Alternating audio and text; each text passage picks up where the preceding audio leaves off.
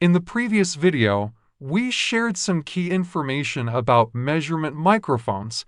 If you haven't watched it yet, I recommend checking it out first. Hi, and welcome back to my channel. Let's start this video by introducing some of the most commonly used measurement microphones. Dayton UMM-6, a USB omnidirectional mic with calibration file.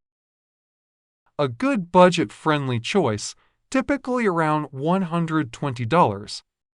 miniDSP UMIK1, USB plug-and-play with unique calibration file, commonly priced around $79 USD directly from miniDSP website.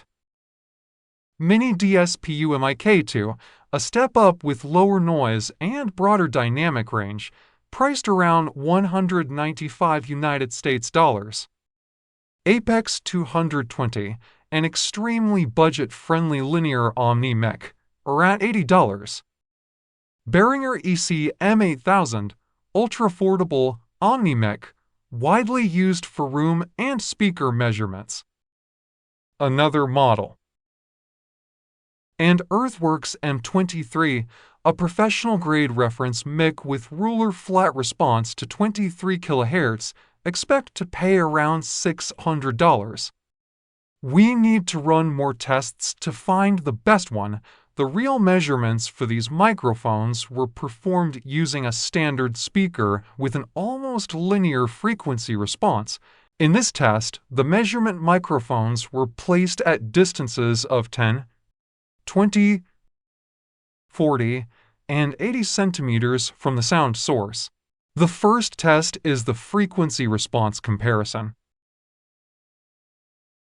As you can see, the results show that all the microphones have almost similar accuracy at all these distances. To make comparisons easier, it's best to use the most expensive microphone, the Earthworks M23, as the reference and compare the others against it. The flat line at 0 decibels represents the M23, which is a highly accurate microphone used in sensitive laboratory measurements. The results show that the biggest difference between microphones is about 4 decibels. Below 2 kHz, all the mics behave very similarly, but above 2 kHz, the differences increase, reaching up to 4 decibels. In this test, ECM8000 microphones were used, and the maximum difference between them was about 3 dB. Among all the tested microphones, it seems that the miniDSP UMIK1 and UMIK2 provide the closest results to the reference mic. In the previous stage, we saw that the differences in frequency response measurements were not very large. But then the question arises, what causes such a big difference in price between these microphones? The answer can be found by checking other measurements, especially the distortion test, which is one of the most critical factors in selecting a qualified measurement microphone. As you know, distortion reveals how original the sound remains. This means that when a single frequency is played, its multiples should not appear in the signal. Since the distortion test is usually performed at high sound pressure levels, the measurement microphone capsule must not introduce any additional distortion on top of what comes from the speaker itself. Moving the microphone closer to the sound source is similar to turning up the volume. So, at 10 centimeters, the microphone should ideally record almost the same distortion level as it does at 80 centimeters. In the second test, the Earthworks M23 was again used as the reference. The goal is to measure distortion levels as the microphone is moved closer to the sound source.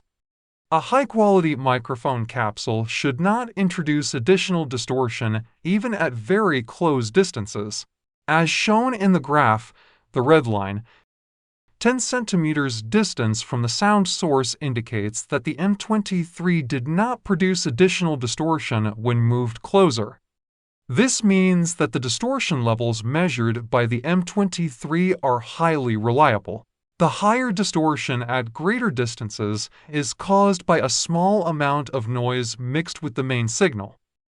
The previous graph showed the second harmonic measurement, and this one represents the third harmonic measurement. As you can see, the distortion levels remain very close across all distances. For the remaining microphones, we will only compare their behavior with respect to the second harmonic. The closer the measured graphs are to each other, the more reliable the microphone is. Behringer ECM8000 shows increased distortion at 20 centimeters and 10 centimeters. Apex 220 has a similar problem. ECM192 produces the highest distortion overall. Dayton UMM-6 performs quite well, with the lowest distortion among the tested budget mix.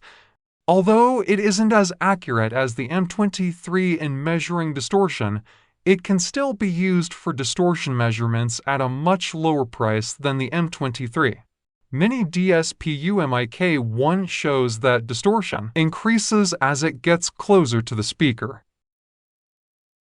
At close distances, the UMIK2 graph shows significant high distortion caused by its capsule. But does this mean that all the other microphones are unusable and only the M23 is qualified for measurements? The answer is likely no. All of the microphones we introduced can be used.